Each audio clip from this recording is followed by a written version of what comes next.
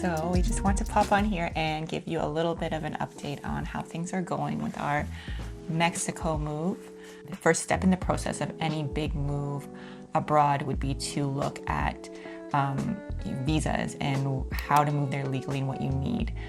So looking at Mexico, for us as coming from Canada, we have a few options. Mexico has a very generous travel visa, which allows travelers to stay in Mexico for up to 180 days. It's not guaranteed necessarily that you get the 180 days when you cross the border. And so for us, traveling with all of our belongings and 2 children, we decided that that would be, it's still an option, but we wanted something a little bit more secure. So we looked at option number 2, being getting a temporary visa. So temporary visas in Mexico for Canadians, and I think as well as Americans in a lot of other countries. The options for, there's different ways, different paths that you can approach to getting it. One of the most common ways, and the way that we qualify for, is economic solvency, which basically requires you to have either a certain salary, prove a certain salary for 6 months, or B, have a certain amount of money in your bank account in savings or investments for 12 months. Looking at those options, looking at the website, just doing some research, we still had a lot of questions. So what we ended up doing was booking an appointment with an immigration lawyer on the phone, just to kind of explain our situation, our exact situation, what we were looking for, and seeing what they could tell us. And we just had a bunch of questions. And the paperwork, it's boring and stressful, but it's super necessary. And if you're watching this and you are planning your own move abroad, start it as early as possible.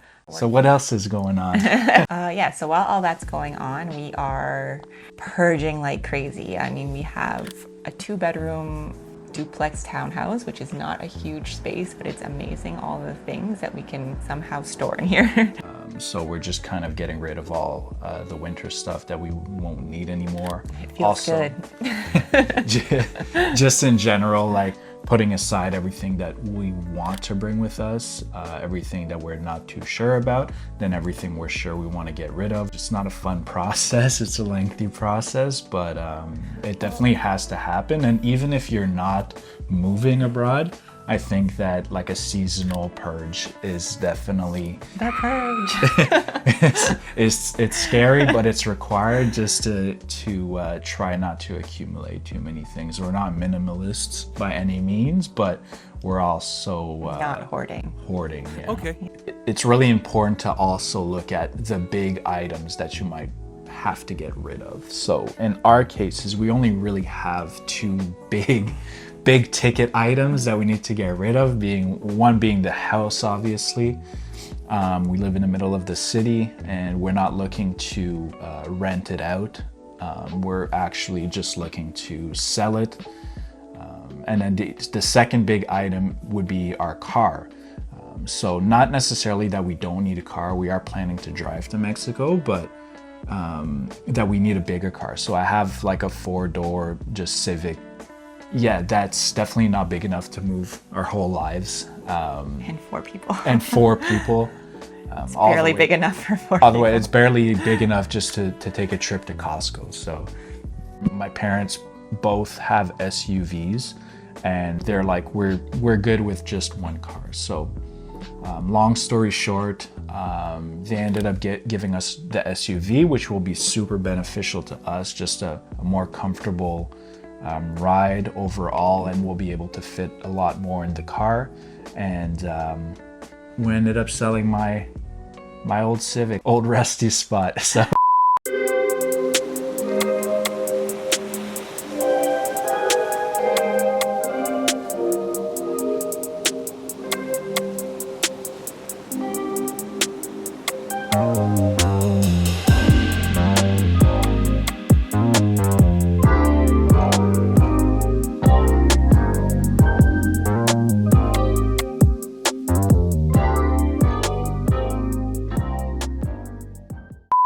amazing. We're able to make some good money with the car, and it'll definitely help us with some startup costs.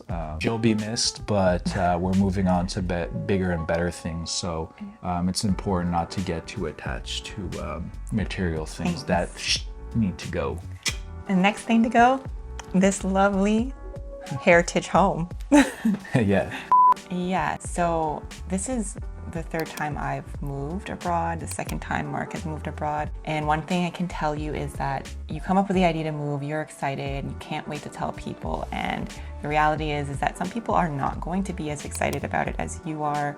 They can have a range of emotions. Obviously, a lot of people will be sad and feel maybe abandoned, or they're gonna miss you.